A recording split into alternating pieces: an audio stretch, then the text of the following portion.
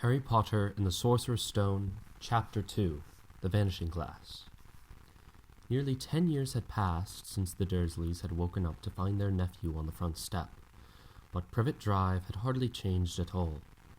The sun rose on the same tidy front gardens and lit up the brass number 4 on the Dursleys' front door.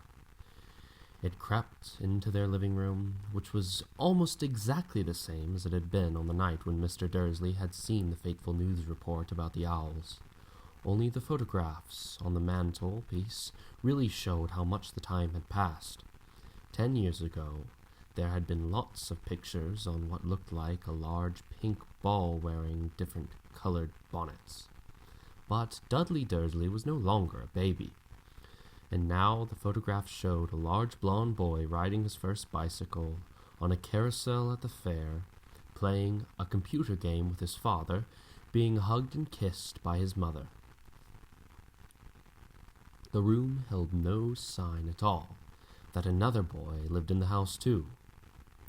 Yet Harry Potter was still there, asleep at the moment, but not for long. His Aunt Petunia was awake, and it was her shrill voice that made the first noise of the day. "Up! Get up! Now!" Harry woke with a start. His aunt rapped on the door again. "Up!" she screeched. Harry heard her walking toward the kitchen, and then the sound of the frying pan being put on the stove. He rolled onto his back and tried to remember the dream he had been having. It had been a good one. There had been a flying motorcycle in it. He had a funny feeling he'd had the same dream before. His aunt was back outside the door. "Are you up yet?" she demanded. "Nearly," said Harry. "Well, get a move on. I want you to look after the bacon. And don't you dare let it burn. I want everything perfect on Dudley's birthday." Harry groaned. "What did you say?" His aunt snapped through the door. Nothing. Dudley's birthday. How could he have forgotten? Harry got slowly out of bed and started looking for socks. He found a pair under his bed and, after pulling a spider off of one of them, put them on. Harry was used to spiders because the cupboard under the stairs was full of them, and that's where he slept. When he was dressed, he went down the hall into the kitchen. The table was almost hidden beneath all Dudley's birthday presents. It looked as though Dudley had gotten the new computer he wanted, not to mention the second television and the racing bike. Exactly why Dudley wanted a racing bike was a mystery to Harry, as Dudley was very fat and hated exercise, unless of course it involved punching somebody. Dudley's favorite punching bag was Harry, but he couldn't often catch him. Harry didn't look it, but he was very fast. Perhaps it had something to do with living in a dark cupboard, but Harry had always been small and skinny for his age. He looked even smaller and skinnier than he really was because all he had to wear were old clothes of Dudley's, and Dudley was about 4 times bigger than he was. Harry had a thin face, knobbly knees, black hair, and bright green eyes. He wore round glasses held together with a lot of Scotch tape because all of the times Dudley had punched him on the nose. The only thing Harry liked about his own appearance was a very thin scar on his forehead that was shaped like a bolt of lightning. He had it as long as he could remember, and the first question he could ever remember asking his Aunt Petunia was how he'd gotten it. "In the car crash where your parents died," she said. "And don't ask questions." Don't ask questions. That was the first rule for a quiet life with the Dursleys. Uncle Vernon had entered the kitchen as Harry was turning over the bacon. "Comb your hair!" he barked, by way of a morning greeting. About once a week, Uncle Vernon looked over the top of his newspaper and shouted that at Harry, and he did a haircut. Harry must have had more haircuts than the rest of the boys in his class put together, but it made no difference. His hair simply grew that way, all over the place. Harry was frying eggs by the time Dudley arrived in the kitchen with his mother. Dudley looked a lot like Uncle Vernon. He had a large pink face, not much neck, small watery blue eyes, and thick blonde hair that lay smoothly on his thick, fat head. Aunt Petunia often said that Dudley looked like a baby angel. Harry often said that Dudley looked like a pig in a wig. Harry put the plates of eggs and bacon on the table, which was difficult as there wasn't much room. Dudley, meanwhile, was counting his presents. His face fell. 36, he said, looking up at his mother and father. That's 2 less than last year. Darling, you haven't counted Auntie Marge's presents. See, it's right under this big one from Mommy and Daddy. All right, 37 then, said Dudley, going red in the face. Harry, who could see a huge Dudley tantrum coming on, began wolfing down his bacon as fast as possible in case Dudley turned the table over. Aunt Petunia obviously scented danger too, because she said quickly, "And we'll buy you another 2 presents while we're out today. How is that, Pumpkin? 2 more presents? Is that all right?" Dudley thought for a moment. It looked like hard work. Finally, he said slowly, "So I'll have 39, sweetums," said Aunt Petunia. "Oh." Dudley sat down heavily and grabbed the nearest parcel. "All right, then." Uncle Vernon chuckled. "Little Tyke wants his money's worth, just like his father. Attaboy, Dudley." He ruffled Dudley's hair. At that moment, the telephone rang, and Aunt Petunia went up to answer it, while Harry and Uncle Vernon watched Dudley unwrap the racing bike, a video camera, a remote-control airplane, 16 new computer games, and a VCR. He was ripping the paper off a gold wristwatch when Aunt Petunia came back from the telephone, looking both angry and worried. "Bad news, Vernon," she said. "Mrs. Fig's broken her leg. She can't take him." She jerked her head in Harry's direction. Dudley's mouth fell open at the horror, but Harry's heart gave a leap. Every year on Dudley's birthday, his parents took him and a friend out for the day to adventure parks, hamburger restaurants, or the movies. Every year, Harry was left behind with Mrs. Fig, a mad old lady who lived 2 streets away. Harry hated it there. The whole house smelled of cabbage, and Mrs. Fig made him look at photographs of all the cats she's ever owned. "Now what?" said Aunt Petunia, looking furiously at Harry as though he'd planned this. Harry knew he ought to feel sorry that Mrs. Fig had broken her leg, but it wasn't easy when he reminded himself it would be a whole year before he had to look at Tibby's, Snowy, Mr. Parr, and Tufty again. "We should phone Marge," Uncle Vernon suggested. "Don't be silly, Vernon. She hates the boy." The Dursleys often spoke about Harry like this, as though he wasn't there, or rather as though he was something very nasty that couldn't understand them, like a slug. "What about, what's her name, your friend Yvonne?" "She's on vacation in Mallorca," snapped Aunt Petunia. "You could just leave me here," Harry put in hopefully. He'd been able to watch what he'd wanted on the television for a change, and maybe even have a go on Dudley's computer. Aunt Petunia looked as though she'd just swallowed a lemon. "And come back and find the house in ruins," she snarled. "I won't blow up the house," said Harry, but they weren't listening. "I suppose we could take him to the zoo," said Aunt Petunia slowly, "and leave him in the car." "That car's new. He's not sitting in it alone." Dudley began to cry loudly. In fact, he wasn't really crying. It had been years since he'd really cried. But he knew that if he screwed up his face and wailed, his mother would give him anything he wanted.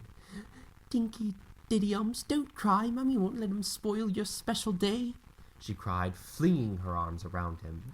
"I don't want him to come," Dudley yelled between huge pretend sobs. "He always spoils everything." He shot Harry a nasty grin through the gap in his mother's arms. Just then, the doorbell rang. "Oh my goodness, they're here," said Aunt Petunia frantically, and a moment later Dudley's best friend, Piers Polkiss, walked in with his mother. Piers was a scrawny boy with a face like a rat.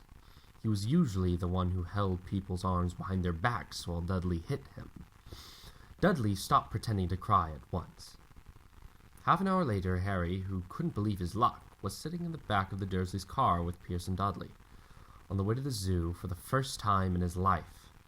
His aunt and uncle hadn't been able to think of anything else to do with him, but before they'd left, Uncle Vernon had taken Harry aside. "I'm warning you," he had said, putting his large purple face right up close to Harry's. "I'm warning you, boy. Any funny business, anything at all, and you'll be in that cupboard from now until Christmas." "I'm not going to do anything," said Harry. "Honestly." But Uncle Vernon didn't believe him. No one ever did. The problem was, strange things often happened around Harry, and it was no good telling the Dursleys he didn't make them happen. Once Aunt Petunia, tired of Harry coming back from the barber's looking as though he hadn't been at all, had taken a pair of kitchen scissors and cut his hair so short he was almost bald except for his bangs, which she left to hide that horrible scar. Dudley had laughed himself silly at Harry, who had spent a sleepless night imagining school the next day, where he was already laughed at for his baggy clothes and taped glasses. Next morning, however, he had gotten up to find his hair exactly as it had been before. Aunt Petunia had sheared it off. He had been given a week in his cupboard for this, even though he had tried to explain that he couldn't explain how it had grown back so quickly. Another time, Aunt Petunia had been trying to force him into a revolting old sweater of Dudley's, brown with orange puffballs. The harder she tried to pull it over his head, the smaller it seemed to become, until finally it might have fitted a hand puppet, but certainly wouldn't fit Harry. Aunt Petunia had decided it must have shrunk in the wash, and to his great relief, Harry wasn't punished. On the other hand, he'd gotten into terrible trouble for being found on the roof of the school kitchens. Dudley's gang had been chasing him as usual when, as much to Harry's surprise as anyone else's, there he was sitting on the chimney. The Dursleys had received a very angry letter from Harry's headmistress telling them Harry had been climbing school buildings. But all he tried to do, as he shouted at Uncle Vernon through the locked door of his cupboard, was jump behind the big trash cans outside the kitchen doors. Harry supposed that the wind must have caught him mid-jump. But today, nothing was going to go wrong. It was even worth being with Dudley and Piers. To be spending a day somewhere that wasn't his school, his cupboard, or Mrs. Fig's cabbage-smelling living room. While he drove, Uncle Vernon complained to Aunt Petunia. He liked to complain about things. People at work, Harry, the council, Harry, the bank, and Harry were just a few of his favorite subjects. This morning it was motorcycles. "Roaring along like maniacs, the young hoodlums," he said, as a motorcycle overtook them. "I had a dream about being on a motorcycle," said Harry, remembering suddenly. "It was flying." Uncle Vernon nearly crashed the car in front. He turned right around in his seat and yelled at Harry, his face like a gigantic beet with a mustache. "Motorcycles don't fly!" Dudley and Piers sniggered. "I know they don't," said Harry. "It was only a dream." But he wished he hadn't said anything. There's one thing the Dursleys hated even more than his asking questions. It was his talking about anything, acting in a way that it shouldn't. No matter if it was a dream or even a cartoon, they seemed to think it might get dangerous ideas. It was a very sunny Saturday, and the zoo was crowded with families. The Dursleys bought Dudley and Piers large chocolate ice creams at the entrance, and then, because the smiling lady in the van had asked Harry what he wanted before they could hurry him away, they bought him a cheap lemon ice pop. It wasn't bad either, Harry thought, licking it as they watched a gorilla scratching its head, who looked remarkably like Dudley, except that it wasn't blonde. Harry had had the best morning he'd had in a long time. He was careful to walk a little way apart from the Dursleys so that Dudley and Piers, who were starting to get bored with the animals by lunchtime, wouldn't fall back on their favorite hobby of hitting him. They ate in the zoo restaurant, and when Dudley had a tantrum because his Knickerbocker glory didn't have enough ice cream on top, Uncle Vernon bought him another one, and Harry was allowed to finish the first. Harry felt afterward that he should have known it was all too good to last. After lunch, they went to the reptile house. It was cool and dark in there, with lit windows all across the walls. Behind the glass, all sorts of lizards and snakes were crawling and slithering over bits of wood and stone. Dudley and Piers wanted to see huge, poisonous cobras and thick, man-crushing pythons. Dudley quickly found the largest snake in the place. It could have wrapped his body twice around Uncle Vernon's car and crushed it into a tin can. But at the moment, it didn't look in the mood.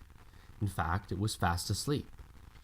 Dudley stood with his nose pressed against the glass, staring at the glistening brown coils.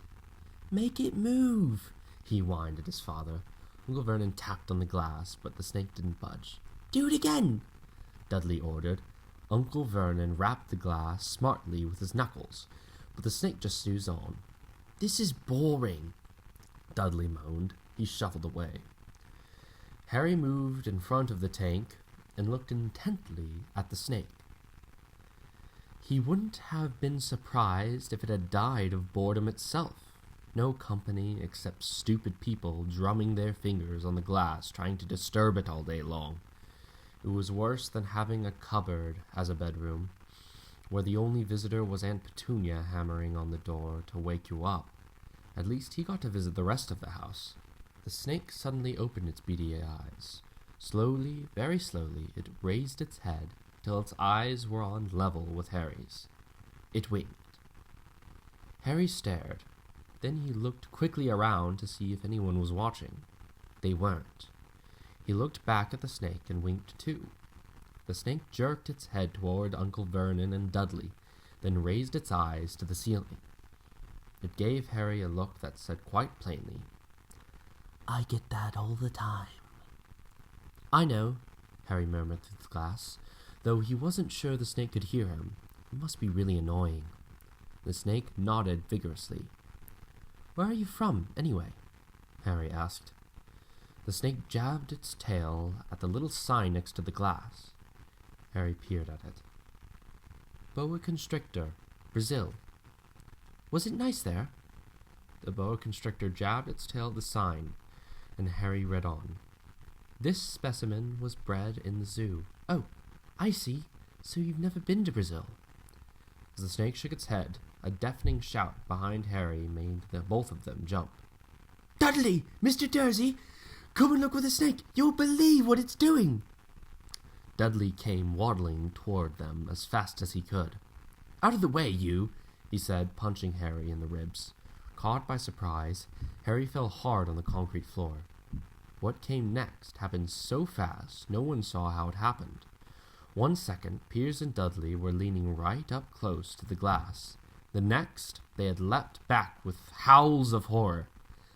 Harry sat up and gasped. The glass front of the boa constrictor's tank had vanished. The great snake was uncoiling itself rapidly, slithering out onto the floor. People throughout the reptile house screamed and started running for the exits. As the snake slid swiftly past him, Harry could have sworn in a low, hissing voice. He said, "Brazil, here I come. Thanks, amigo." The keeper of the reptile house was in shock. "But the glass," he kept saying. "Where did the glass go?" The zoo director himself made Aunt Petunia a cup of strong, sweet tea, while he apologized over and over again.